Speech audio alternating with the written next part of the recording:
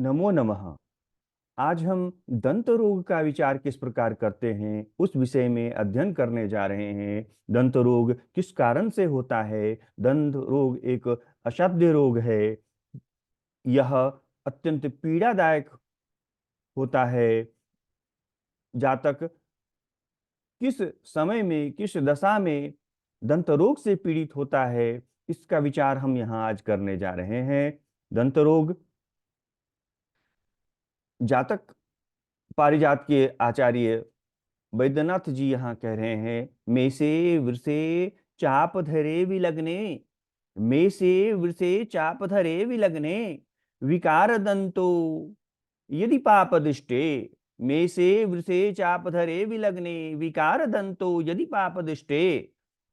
मेष वृष चाप अर्थात धनु राशि, मेष राशि का लग्न हो, वृष राशि का लग्न हो और धनु राशि का लग्न हो, तो अब यहाँ यह भी बता रहे हैं जातक पारिजात के आचार्य वैद्यनाथ आचार्य जी कह रहे हैं कि उस लग्न पर पाप ग्रह की दृष्टि हो, पाप ग्रह मेष वृष धनु लग्न को देख रहे हो, तो जातक निश्चय ही दंत रोगी होता है। वह दांत की पीड़ा से पीड़ित रहता है। इसके बाद आचार्य बताते हैं कि सप्तम भाव में स्थित पापग्रह पर किसी शुभ ग्रह की दृष्टि ना हो, अर्थात शुभ ग्रह की दृष्टि से विहीन हो, वह दंत रोगी की श्रेणी में आता है। नियमाश्रवणोपघात दारदय रदवई कृत्य अकृत्य करा सप्तमे। सारावली के आचार्य भी यहाँ बता रहे हैं, श्रवण विनाशम कुर्यु सप्तम संस्थाश्च दंतानाम। सप्तम स्थान में स्थित पाप ग्रह जो शुभ ग्रह की दृष्टि से विहीन है, वह दंत रोग देने वाला होता है। वहीं जातका अलंकार के कवि गणेश जी कह रहे हैं, दंते दंतच्छदेवा कुमुदपतिरिपु संस्थः षष्ठ भावे। दंते दंतच्छदेवा कुमुदपतिरिपु संस्थः षष्ठ भावे। षष्ठ स्थान में राहु केतु की स्थिति बन रही हो, षष्ठ स्थान में राहु एवं केतु विद्यमान हो, तो जातक को दांतों या होठों से रोग से पीड़ा प्राप्त होता है। षष्ठ स्थान में राहु एवं केतु की स्थिति बन रही हो, दांतों या होठों में रोग होता है। आचार्य सुखदेव चतुर्वेदी जी के मतानुसार हम देख रहे हैं कि षष्ठ भाव में राहु या केतु विद्यमान हो तो दांतों को पीड़ा होता है। मेष वृष धनु राशि का लग्न हो, उस पर पापग्रह की दृष्टि हो, तो जातक दंत रोगी होता है।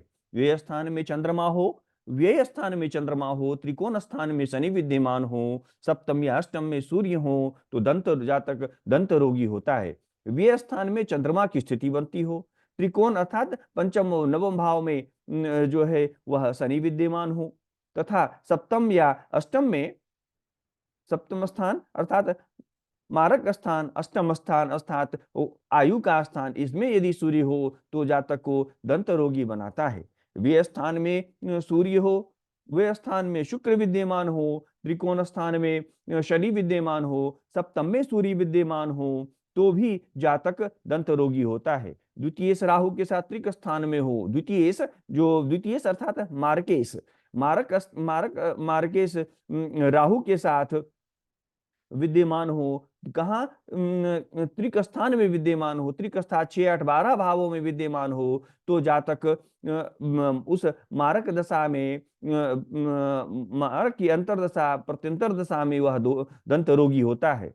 लग्न में गुरु विद्यमान हो, राहु विद्यमान हो, लग्न की स्थिति, लग्न में राहु अर्थात एवं गुरु विद्यमान हो, तो जातक को दंत रोगी बनाता है। सप्तम स्थान में पापग्रह हो, सप्तम स्थान में पापग्रह की स्थिति हो रही हो और उस पर शुभ ग्रह की दृष्टि ना हो, जो कि हमने पूर्व में श्लोक के माध्यम से हमने पूर्व में बताया था कि सप्तम स्थान में यदि पापग्रह हो और शुभ ग्रह की दृष्टि से वह विहीन हो तो दंत रोगी होता है। सप्तम स्थान में चंद्रमा की स्थिति बन रही हो, शनि एवं सूर्य हो, सप्तम स्थान में चंद्रमा, शनि और सूर्य तीनों ही विद्यमान हो तो भी जातक के दांत टूटने का योग बनाता है।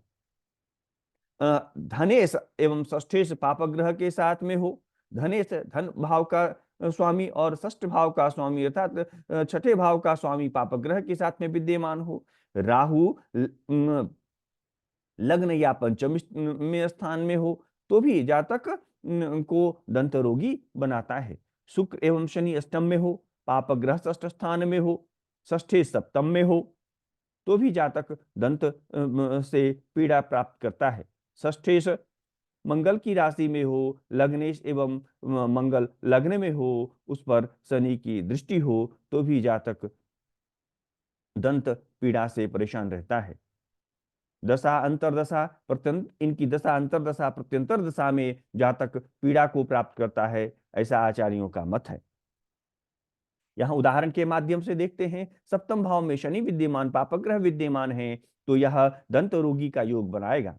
वहीं आगे हम कुंडली के माध्यम से देख रहे हैं, इसी शनि पर मंगल की दृष्टि है तो पापग्रह की दृष्टि उस जातक को, और यहाँ शुभ ग्रह की दृष्टि भी नहीं है, शुभ ग्रह की दृष्टि से वह विहीन है। पापग्रह की पूर्ण दृष्टि शनि पर, पापग्रह पर विद्यमान है तो निश्चय ही यह जातक दंत रोगी होगा।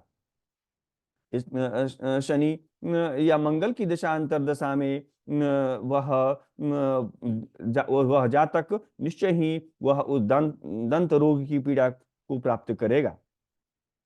अब यहाँ आप देखिए, राहु पापग्रह त्रिक स्थान में, छठे स्थान में है और त्रिक स्थान में विद्यमान शनि द्वादश स्थान में होकर के वह उस राहु को देख रहे हैं। त्रिक स्थान अर्थात छठा स्थान, जहाँ 7 लिखा हुआ है वह छठा भाव है, जहाँ 9 लिखा हुआ है वह 8वां भाव है, यहाँ 1 लिखा है वह द्वादश स्थान होता है। 6, 8, 12 जो उसको त्रिक नाम से ही संबोधित करते हैं, और जो द्वादश स्थान है उसको त्रिक की संज्ञा है, इसलिए द्वादश स्थान में, त्रिक स्थान में, द्वादश स्थान में जो शनि विद्यमान है वह छठे भाव में त्रिक स्थान में विद्यमान राहु को देख रहे हैं तो यह जातक निश्चय ही दंत रोगी होगा। आगे हम देख रहे हैं कि शनि जो पंचम में विद्यमान है, सूर्य जो छठे भाव में विद्यमान है और द्वादश स्थान में चंद्रमा विद्यमान है, 8वें भाव में आयु के स्थान में सूर्य विद्यमान है तो यह जातक को दंत रोगी बनाएगा। अब यहाँ पर इस कुंडली में सूर्य, चंद्र और शनि तीनों विद्यमान है, सप्तम भाव में विद्यमान है तो यह भी जातक को दंत रोगी का योग बनाता है। ऐसे जातक दंत रोगी होते हैं।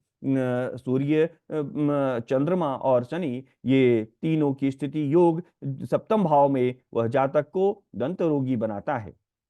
हम विषय आशा करते हैं यह जो विषय है आपके लिए बहुत ही सही मतलब बहुत ही लाभकारक सिद्ध होगा, और विषय वस्तु के द्वारा आप जान पाएंगे कि कब किस दशा में, किसके प्रत्यंतर दशा में अथवा कौन से योग बन रहे हों कुंडली में तो जातक